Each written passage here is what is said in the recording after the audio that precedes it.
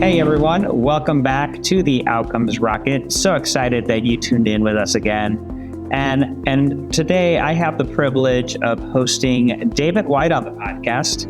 He holds the distinction of being the co-founder and chief executive officer of IHDLab since its inception in 2011. For 8 years, he has been instrumental in driving the company's mission forward, focusing on expansion of accessibility to fertility services, women's health, and at-home testing solutions. Excited to have you here on the podcast, David. Hey, thank you. Thank you so much. And thank you, everyone out there. Yeah, absolutely. So one of the things that I want to do, David, is just help the listeners get to know you better. So help us understand what is it that got you in healthcare to begin with. Really, I think fundamentally at its core, it's access. And, when we hear and speak of access, I think it means a lot of different things to different folks. But for myself and my personal journey, the concept of access was the fact that as children, my mother has endured and honestly suffered bipolar manic depression. And to watch my mother try to access care in Las Vegas in 120-degree heat when she was unable to drive. It doesn't matter how close. If you don't have access, you don't achieve the outcome. And so it really became a passion of mine to be able to identify ways that we could bring the system to the patient, the consumer, to the doorstep, to the interaction, especially in these situations where there's barriers. And so I set off a very random walk that ultimately brought me to a clinical laboratory where we drive 70% of those decisions in healthcare. And then fundamentally being able to not only facilitate in those decisions, but have that information readily available and achievable with diagnostics delivered to the doorstep.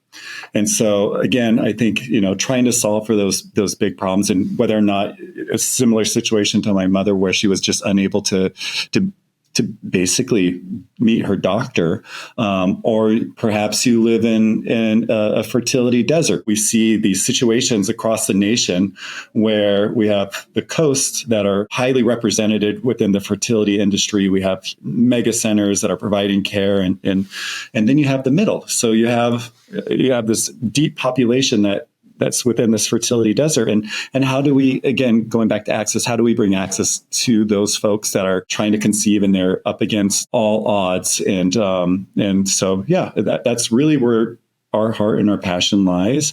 Also, fundamentally within the organization, we believe in compassion, empowerment, and knowledge.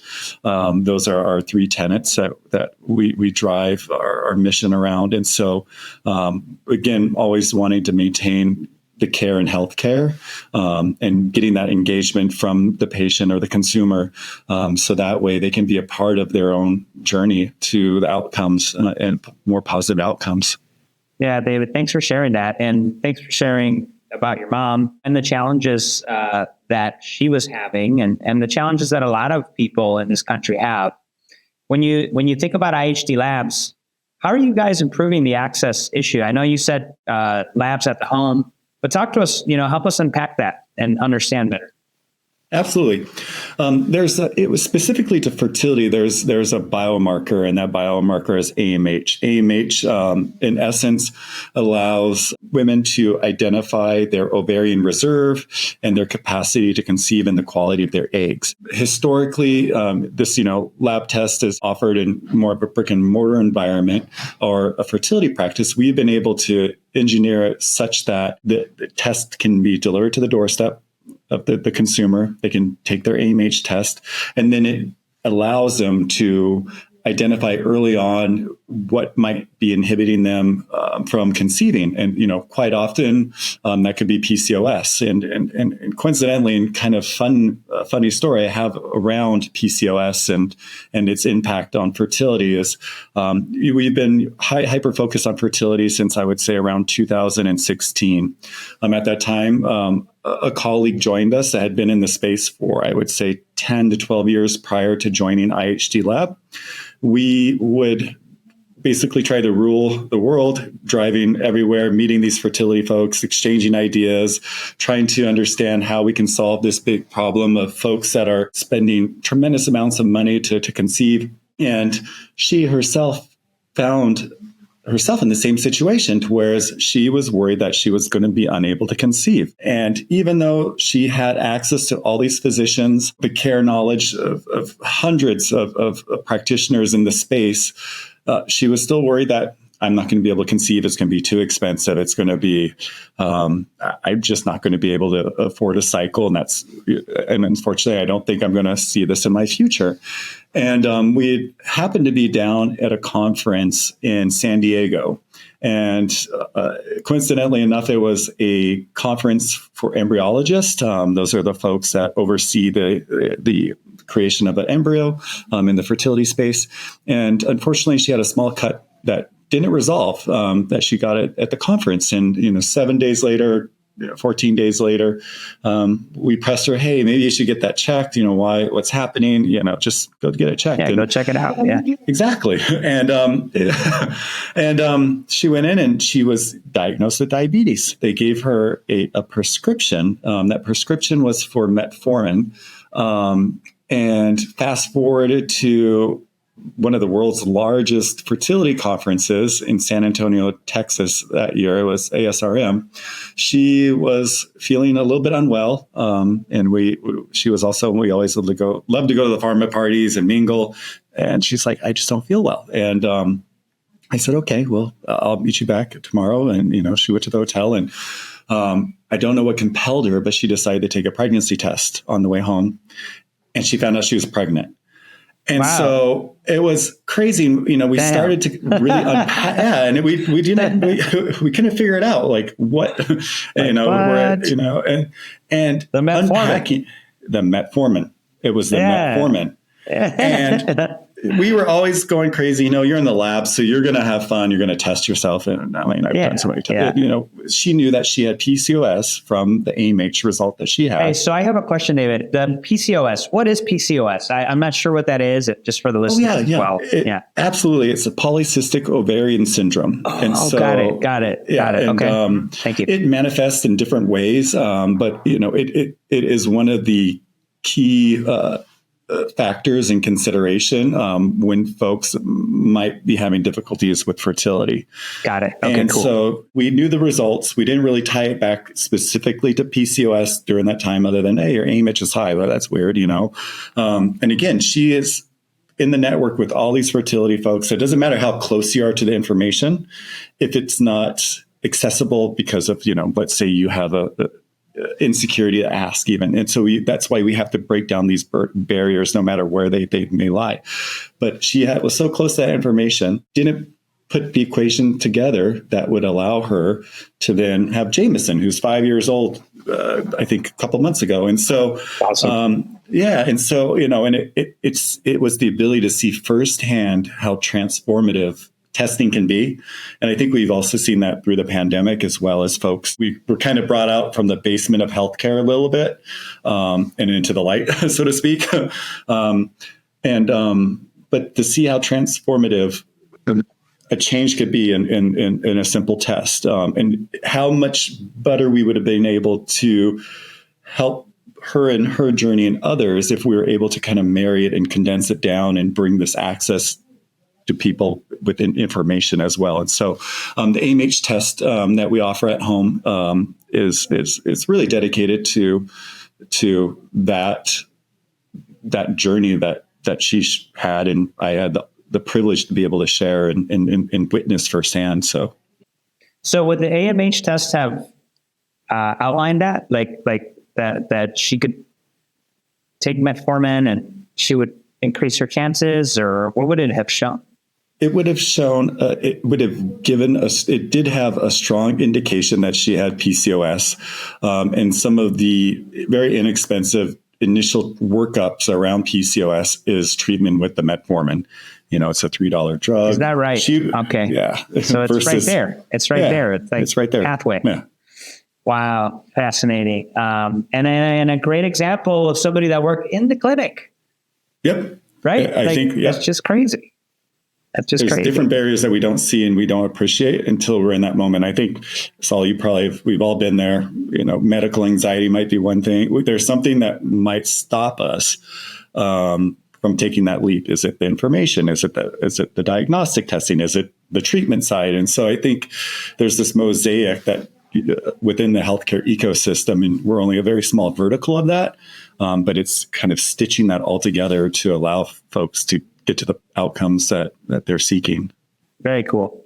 David, I know you guys have a couple clinics. Are you mainly focused in California, or are you serving the nation? We look at it in 3 different verticals for our fertility folks. We work both domestically and international. We go as far as Taiwan and Macau and Israel. A lot of folks come to the U.S. For different reasons, where surrogacy might not be available to them in their home country, and so they folks, especially within the LGBTQ plus community. As it pertains to what I call is our brick and mortar and our tried and true traditional blood testing, where you might just get your lipid test or your glucose, we're primarily focused on the West Coast.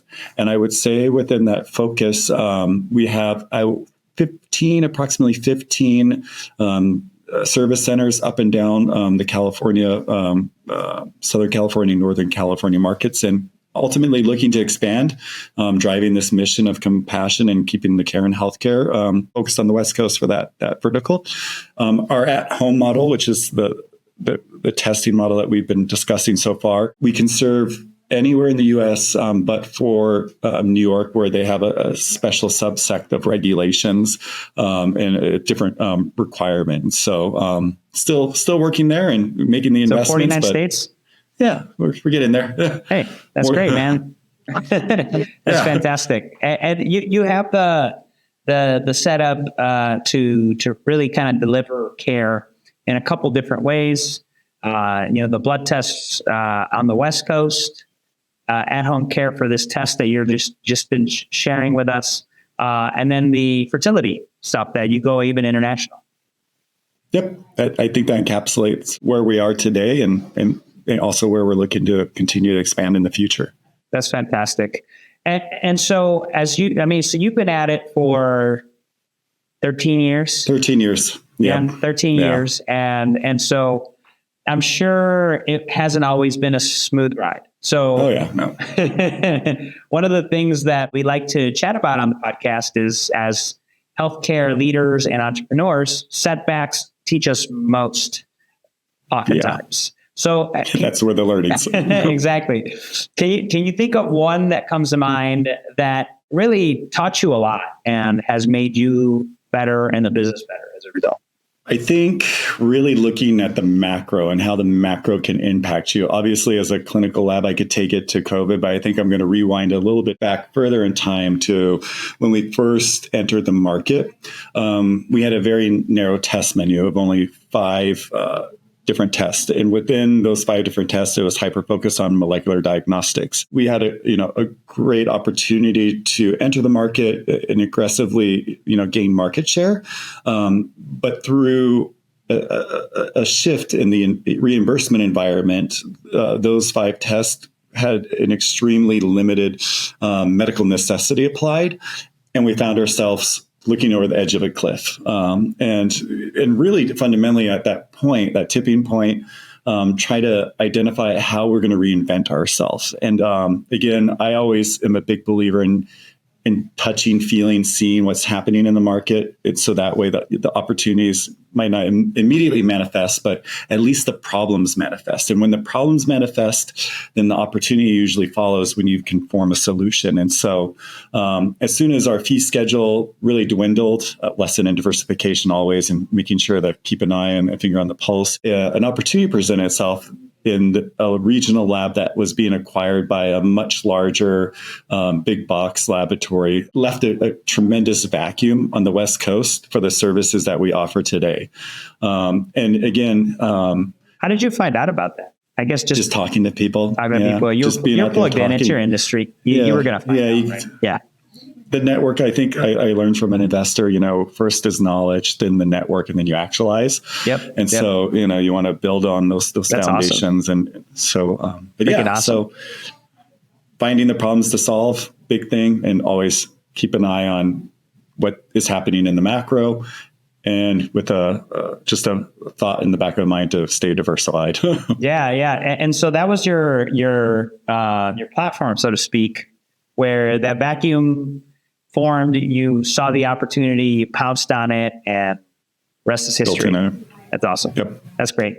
Yeah. Hey, you know what? On the diversification piece, I'll tell you, I feel you there 100%. We also have a marketing agency 100% focused on healthcare. And we started in podcasting. So this podcast grew, and then people started asking us for podcasting. So we started a production agency. And man, I realized that it was too narrow of an offering. And so we had to diversify. So now we're a full service marketing agency. And that's been fantastic for us, because now we could solve more than just one little problem. We're looking at the entire thing. So you're speaking directly to me with this learning, for sure.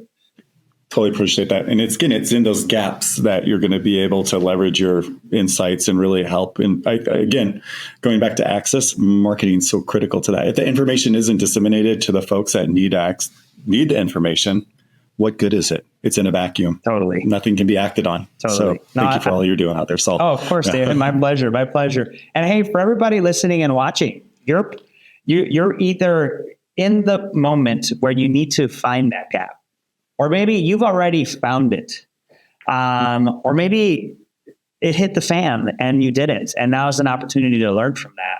Nevertheless, let's take this lesson from David and apply it to our own businesses, because every success you have is a life touched. You guys know we're all in healthcare, so that's the beauty of our mission-oriented businesses. We get to help people with everything that we do. So big thanks to David for that tip. And look, there's a lot of technology and a lot of innovation happening in healthcare. David, what's a key tech or trend you're seeing, and what's something that leaders have to be thinking about as these new things enter the market?